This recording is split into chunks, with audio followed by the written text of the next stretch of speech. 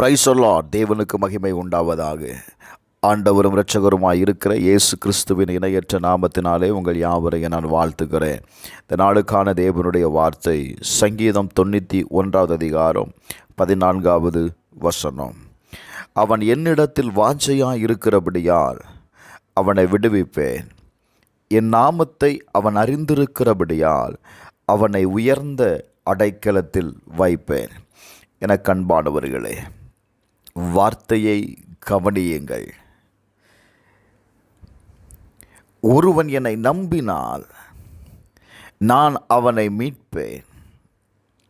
என் நாமத்தை தொழுது கொண்டு என்னை பின்பற்றுவோரை நான் காப்பாற்றுவேன் என்று சொல்லுகிறார்.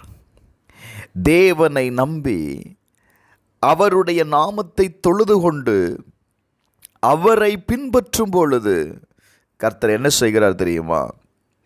காப்பாற்றுகிறார். என கண்பானவர்களே, நம்மளுடைய விடுதலை நம்மளுடைய வாஞ்சையில் தாங்க இருக்குது. Praise the Lord.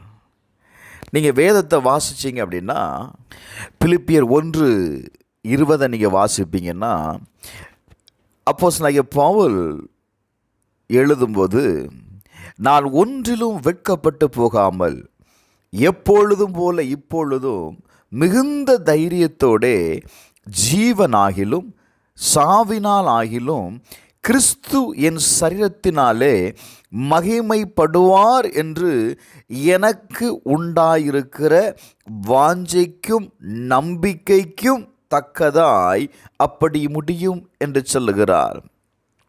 இந்த கால வேளையில் தேவன் உங்களுடைய காரியத்தில் வெளிப்படணும் அப்படின்னா, தேவன் மகிமை அடையணும் அப்படின்னா, அவர் எப்படி மகிமை அடைகிறார் தெரியுமா?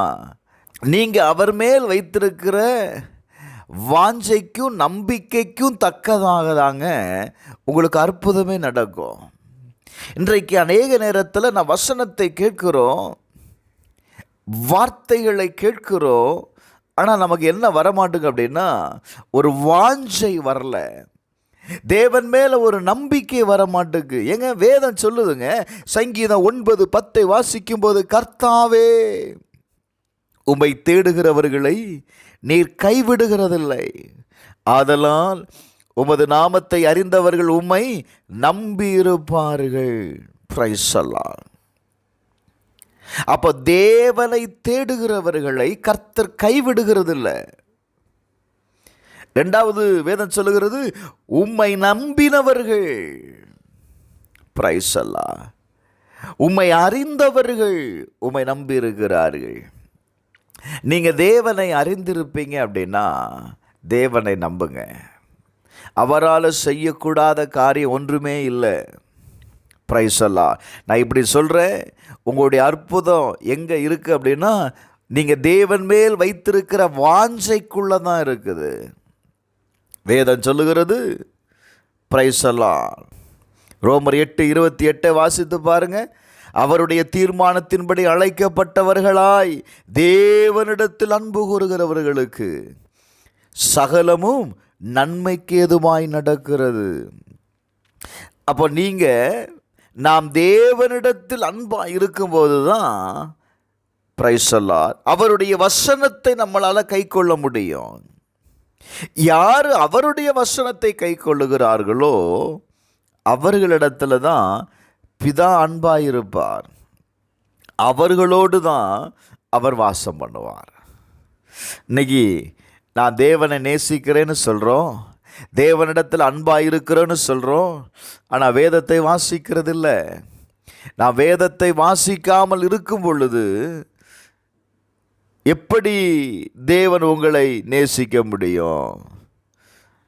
கொஞ்சம் கவனிங்க.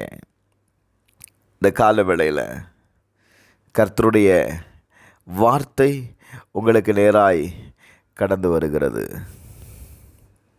Praise the Lord. உங்களை அவர் விடுவிக்க சித்தம் கொண்டிருக்கிறார்.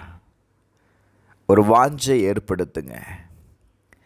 தேவனை தேடுவதில் ஒரு வாஞ்சை உண்டாகட்டும். வேதத்தை வாசிக்கிறதுல ஒரு வாஞ்சை உண்டாகட்டும். செபிப்போமா? பரலோக பிதாவே, இயேசுவின் நாமத்தினால இந்த கால வேளையில் வாஞ்சையோடு இருக்கிற ஒவ்வொருவரையும் ஏசப்பா விடுவிச்சிருங்க. வாஞ்சை உள்ள ஆத்துமாவை நீர் விடுவிக்கிறீர். அதற்காக உமக்கு நன்றி செலுத்துகிறேன். இயேசுவின் நாமத்தில் பிதாவே, ஆமென்.